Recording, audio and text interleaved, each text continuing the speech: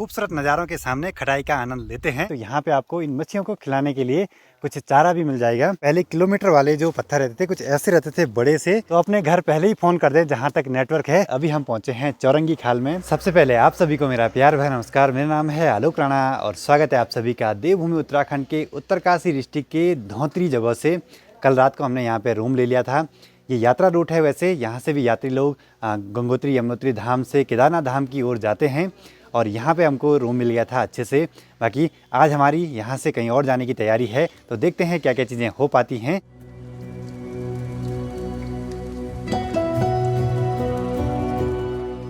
तो यहाँ होटल के आसपास के नज़ारे बहुत ही गजब के हैं और जो धौंतरी गांव और मार्केट है उसकी तो बात ही कुछ अलग है। और यहाँ पे हमारे पहाड़ी भाई भी आ चुके हैं जिनका गांव यहीं धौंतरी में है। तो आज हमारी तैयारी है यहाँ धौंतरी से नचिकेता ताल जाने की।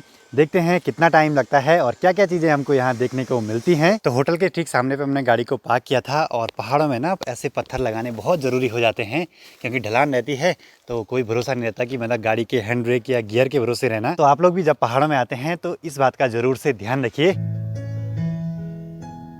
इस वाले गाने से भैया जी की इतनी अटैचमेंट हो गई है कि अपनी गाड़ी में भी रख दिया ये गाना, दिन भर सुनते रहते हैं और घर पे भी सुनते रहते हैं। होता है ना कि किसी म्यूजिक से ना कनेक्शन बन जाता है उस जगह का। तो हमको सबसे पहले जाना है यहाँ धौंतरी से चौरंगी खाल तक, उसके बाद वहाँ से पैदल रास्ता है।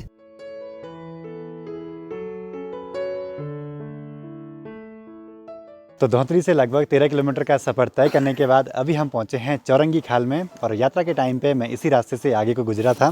बाकी यहाँ पे मंदिर भी है, चौरंगी नाथ मंदिर, तो यहाँ पे भी दर्शन कर लेते हैं। फिर उसके बाद यहाँ से ट्रैक है हमारा आज का।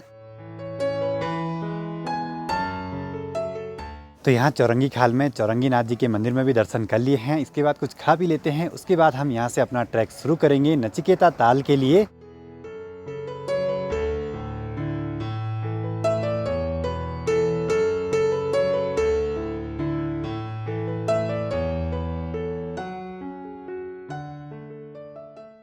अगर आप यात्रा के टाइम पे इस रूट से गुजरते हैं तो आप यहाँ पे रुक सकते हैं और यहाँ पे खाने की व्यवस्थाएं आपको मिल जाएंगी। यहाँ पे पर्ची कटती है 10 रुपये की फॉरेस्ट डिपार्टमेंट के ऑफिस में। और ये यहाँ से हम ऊपर को निकल जाएंगे और यहीं पास में एक बोर्ड लगा हुआ है, धौंतरी यहाँ से है 12 किलोमीटर। तो यहाँ पे फॉरेस्ट डिपार्टमेंट का ये बोर्ड लगा हुआ है, इस पर सब चीज़ें लिखी हुई हैं कि अगर आप टेंट टूंट लगाते हैं तो यहाँ पे आपकी उस हिसाब से पर्ची कटेगी। और ये देखिए पूरा जंगल का रास्ता, यहाँ बांज बुरांस के बड़े बड़े पेड़ दिखाई दे रहे हैं। और यहाँ के गाँव वालों का तो ये डेली का जंगल है, यहाँ से घास और लकड़ियाँ ले जाते हैं घरों को। ये वाला जो ट्रैक है ना ज़्यादा मुश्किल नहीं है, हल्की हल्की चढ़ाई है, हमारे लिए तो नॉर्मल है।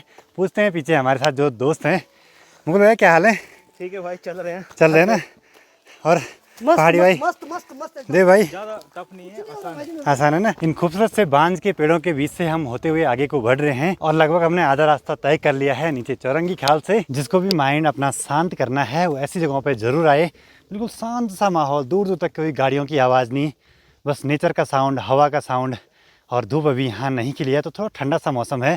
तो इस ठंडक के मौसम में अगर चलते जाएं तो ठंड का भी एहसास नहीं होता है। और सबसे बड़ी बात, इस ट्रैक पे पानी जरूर ले आना चौरंगी खाल से, नहीं तो यहाँ पानी कहीं नहीं मिलेगा। देखिए जी, जब भी आप इस रूट पे आते हैं तो अपने घर पहले ही फ़ोन कर दें जहाँ तक नेटवर्क है और कह देना कि आगे नेटवर्क नहीं मिलेंगे, कोई भरोसा नहीं यहाँ नेटवर्क का। तो फाइनली चौरंगी खाल से लगभग 3 किलोमीटर का सफ़र तय करने के बाद अभी हम पहुँचे हैं नचिकेता ताल में।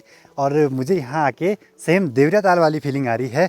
उतनी गहरी झील तो नहीं है लेकिन सेम ऐसे रास्ता बना हुआ है परिक्रमा करने का। ये वाली जगह है बिल्कुल शांत माहौल पसंद करने वालों के लिए।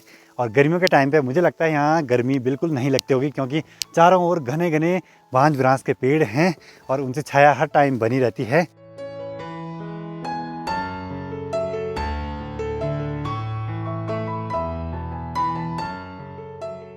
तो यहाँ इस ताल में काफ़ी सारी मछलियाँ हैं और अगर आप यहाँ आते हैं तो यहाँ पे आपको इन मछलियों को खिलाने के लिए कुछ चारा भी मिल जाएगा। और यहाँ नचिकेता ताल में हर साल मेला लगता है बैसाखी के टाइम पे। तो अगर आप बैसाखी के टाइम पे यहाँ आते हैं तो आपको यहाँ मेला भी देखने को मिलेगा। देखिए जी, यहाँ नचिकेता ताल में जितनी भी ये मछलियाँ हैं ना, इनको खा नहीं सकते या इनको निकाल नहीं सकते पानी से।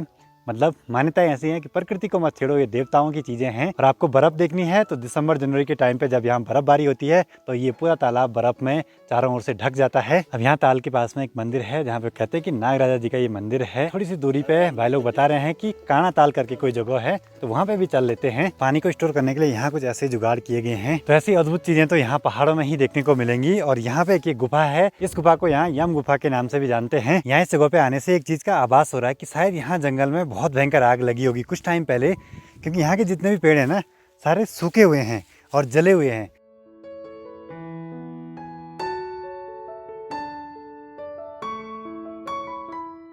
तो यहाँ पे हमने रविंद्र भाई से आज घर से माल्टे मंगवाए थे, तो यहाँ पे खटाई खुटाई बना देंगे और ऐसे खूबसूरत माहौल के सामने खटाई खाने का मजा ही कुछ अलग है। बाकी इस थैले में रविंद्र भाई घर से ले आए थे सिलबट्टे में पिसा हुआ नमक, तो आज हम बनाएंगे खटाई बनाएंगे। ये वाला सीन देख के मुँह में पानी तो आ रहा होगा ना, हमारा भी आता है।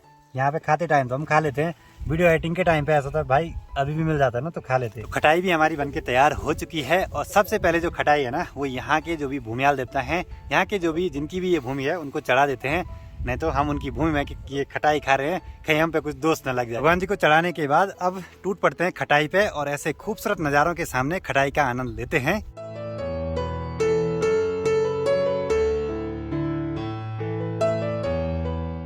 इसका स्वाद पता कैसा है?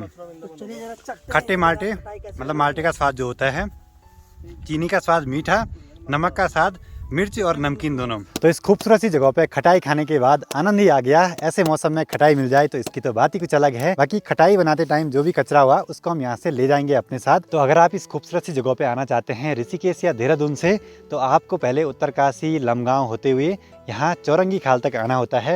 आप अपने व्हीकल से भी आ सकते हैं और लोकल गाड़ियों से भी आ सकते हैं। देखिए जी, जैसे हम यहाँ से रास्ता लगे, यहाँ पे 4 लोग हमें और दिखाई दिए हैं, मतलब कि थोड़े बहुत टूरिस्ट यहाँ पे आते रहते हैं। हमको लगा ये यात्री लोग हैं और ये इनके पहचान के निकल गए हैं। क्या हाल है, कहाँ से हो? यहीं से उत्तरकाशी। अच्छा, इनके रिलेटिव। अच्छा, मामा भांजा मिल गया आज? अरे मैं देखा नहीं इसको यार, मैं तो देख ही नहीं रहा। तुम्हारी नहीं जाता, पता नहीं कहाँ लगी हो। मैं मजाक कर रहा था इनके साथ। नमस्ते बॉडी, लगे घास काक बेचन लेना आता है। ओ देखिए जी, जो गांव की महिलाएं हैं उनका काम बहुत ही हार्ड रहता है। सुबह निकल गई होंगी काम पे और अभी जा रहे हैं घर को। ये देखो इतना बड़ा घास का बारा हमारे रविंद्र भाई के हाइट के बराबर है, मतलब इतना ऊंचा क्या हाइट भाई। यहाँ पे देखो आदमी भी छोटा पड़ रहा है। और सलाम है भाई मातृ शक्ति को। बिल्कुल। खाना खुणो के लिए कितने बजे आए तुम यहाँ? 9 बजे। देखिए जी, आपके मन में एक सवाल तो आया होगा कि खाल किस जगह को बोलते हैं। बहुत सारे खाल हैं हमारे उत्तराखंड में, तो ऐसी जगह का नाम मैंने खाल सुना है जहाँ से 2 जगहों की पहाड़ियाँ या पूरे चारों ओर के नज़ारे दिखते हैं, मतलब कि धार वाली जगह, टॉप वाली जगह किसी पहाड़ी की। तो फाइनली यहाँ से चौरंगी खाल दिखाई देने लगा है और सही टाइम से हम यहाँ पे पहुँच चुके हैं। और पूरे रास्ते भर में खूब सारी बातें करी, खूब सारे अपने अनुभव शेयर किए भाई लोगों के साथ। एक चीज़ मुझे दिखाई दी है, पहले किलोमीटर वाले जो पत्थर रहते थे कुछ ऐसे रहते थे बड़े से, अब ऐसे कुछ ये मतलब कुछ फाइबर टाइप का है। समय के साथ साथ चीज़ें भी बदलनी जरूर चाहिए। तो चलिए जी, यहाँ पे पहुँच चुके हैं जहाँ पे हमने सुबह नाश्ता करा था। इसके बाद कुछ चाय पानी पी लेते हैं।